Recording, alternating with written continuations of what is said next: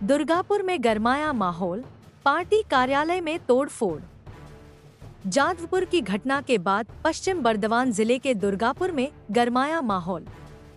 CPM ने आरोप लगाया है कि उनके पार्टी कार्यालय में तोड़फोड़ की गई। सीपीएम नेता सिद्धांत बसु ने आरोप लगाया कि शनिवार रात डीएसपी टाउनशिप के हर्षवर्धन सेक्टर कार्यालय में तोड़फोड़ की गई है और वरिष्ठ सीपीएम कार्यकर्ताओं पर भी हमला किया गया। इसके बाद कार्यालय को बंद कर दिया गया। उन्होंने दावा किया कि इस घटना का नेतृत्व इलाके के एक पूर्व तृणमूल पार्षद ने किया था।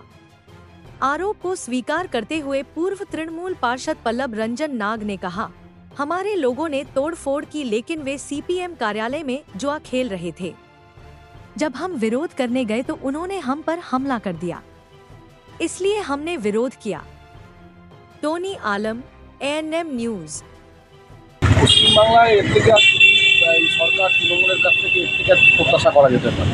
এটাই তো ছিল, এটাই ভবিতব্য।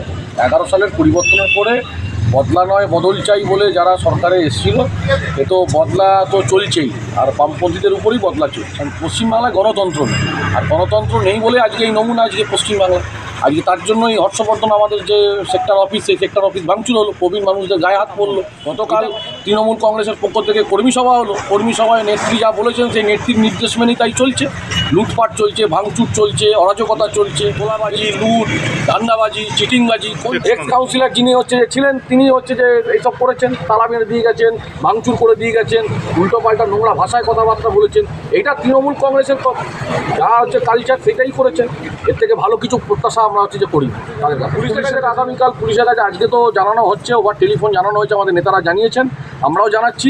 আগামীকাল বিক্ষোভ কর্মসূচি থানাতে হবে এবং দুর্গাপুর জুড়েই হবে। সিদ্ধার্থ ঘোষ। আমাদের লোকেরা ভাঙচুর করেছে, কিন্তু জুয়া কেন খেলা হবে? সিপিএম পার্টি অফিসে জুয়া খেলা হবে 4টে লোক মিলে? আমরা তার বিরুদ্ধে প্রতিবাদ করেছি।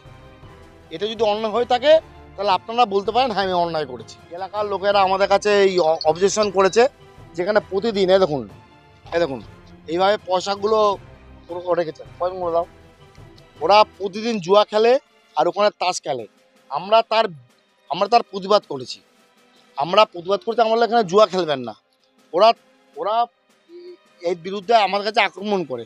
এলাকার মানুষজন নিয়ে একটা আমরা প্রতিবাদ করেছি, তার জন্য আজকে ওরা এইসব কথা বলছে। ওখানকার পাড়ার লোকেরাও তো ছিল, সবাই তো পাড়ার লোকেরা ছিল।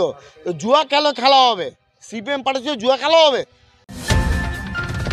और खबरों के लिए सब्सक्राइब कीजिए एएनएम न्यूज़, बेल आइकन दबाकर रहिए सबसे आगे।